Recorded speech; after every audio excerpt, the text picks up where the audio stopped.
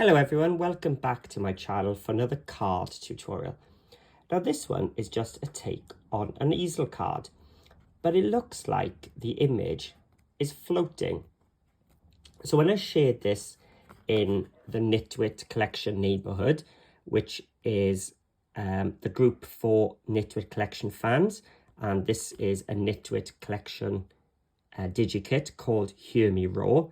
This was one of their newest knickknacks I used. So this was my sample for that release. I shared it without a name. And I said it's like it's floating. The image is floating. And it's an easel card. But rather than a floating easel card, somebody suggested that we call it a fleasel. A floating easel. So this is my Fleasel card. I just want to show you this cute little chameleon because I really enjoyed making this one. So if you like this one too, have a look in the description below and I'll show you where to find the kit to buy. This so cute, and the papers are so floral and jungly. Then you open it up, you've got a space for sentiment there and your easel stopper. So my Fleasel card.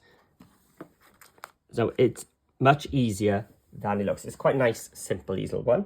And this time, I'm going to use the Baker's Dozen kit. So this is the new donut one, which is absolutely delicious. So because it's got these nice browns and things, I've got some brown cardstock this time. So first of all, we need to cut our cardstock. So it's a 5x7 card, which means I'm going to be cutting just a regular 5x7 card base. So it's 7 inches across and 10 inches wide. So that's going to make my card base. And then I've got my topper as well, which is a 5x5. So I'm just going to cut this at 5x5. So if you make another one, you've got enough there to get the topper out of this one as well. So 5x5. And I've got some of these strips. So in fact, actually, they're going to be the right width. I think, yes, they are. Brilliant. So I'm going to keep that for later on. Oh, actually, is this strip going to be... Oh, I could use that one. So let's cut this. This is just me fitting something to my sizes, just to save me some time for later on. There we go, yes. Right, I'll put that aside with my papers. I'll come to the Baker's Dozen stuff later on. So let's start with some really complicated score lines. We're going to score at 5, which is my card in half, and at 2.5, which is a quarter of my card length. So if you wanted to change the dimensions of your card, that's all you're going to do is find the halfway point and find the quarter and just score down those. And then my topper is just a square based around the distance from the center point to the end, so 5 inches in my case. So if you're going to make a 4x6 card, you would have an 8-inch piece of card, which was 6 long. 4 would be a half and 2. And because it's a 4-inch card, you would make a 4x4 topper. So hopefully that explains how you can adjust this. Now I'm going to bring back my trimmer. And I'm going to place it with my quarter score line. So my 2.5 near the top. I'm going to line my right hand side with a 1-inch mark. I'm going to place my scoring guide at 2.5, or I can use the arrows to my score line. I'm just going to cut up.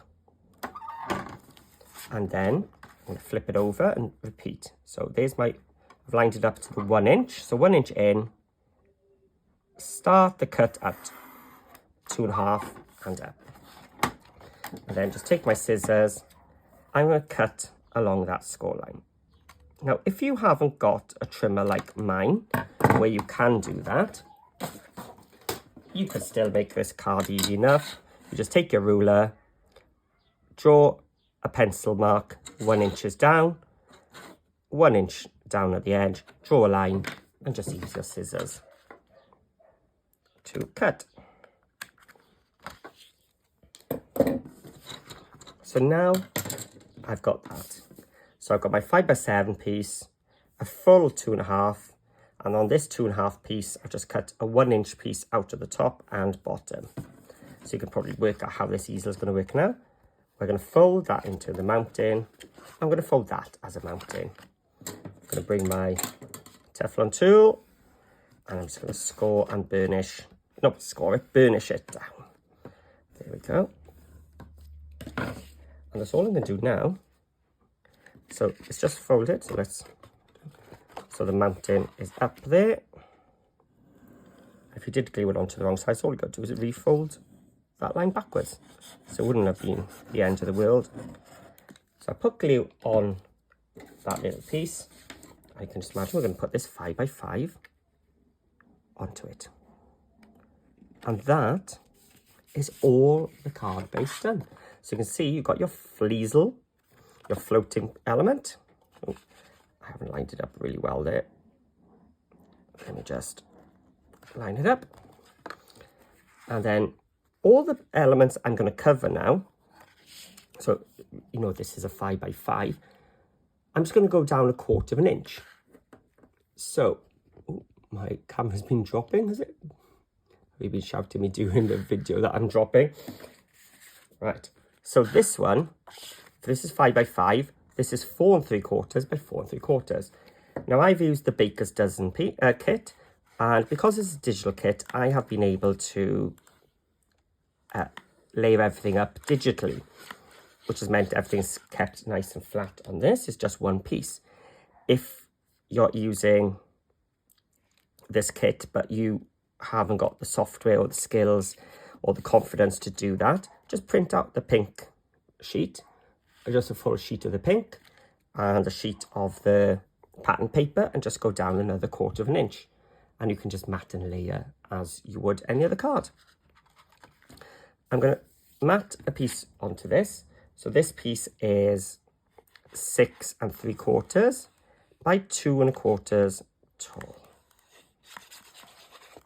So this is just going to go onto here.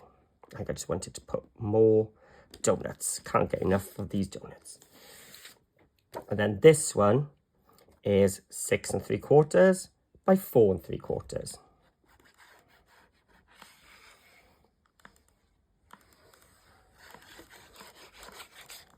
And I'm just going to mat that there. So you can see I've left some nice white space for writing there. If you want, you can just use your back as your place to write your sentiment. Now when it's on the mantelpiece on display, you might see that bit. So I am actually going to decorate that piece as well, just because you are likely to look and see that bit. So let's just put some more donuts there. And because it was a digital kit, I was just able to copy and paste. So that piece and that piece are exactly the same. So that is all the sides decorated of my Fleasel. But of course it's going to slide. So this is where that piece from earlier on comes into effect. So how much brown do I want? Not much. So if I just do this and place that there. Yes, let's go for that. So I've done a strip this time. So I used one of the borders from the kit to have a nice long straight bit.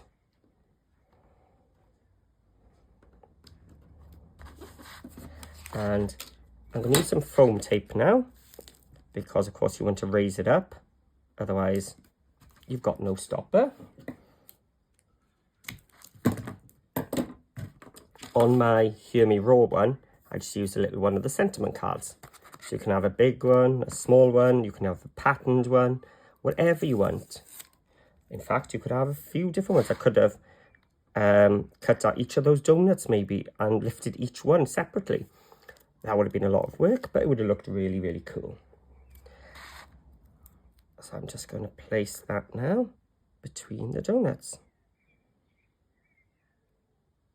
There we go. So now when this comes down, it's going to stop on that edge. And again, I think I need to tighten up my screws on my stand, I think.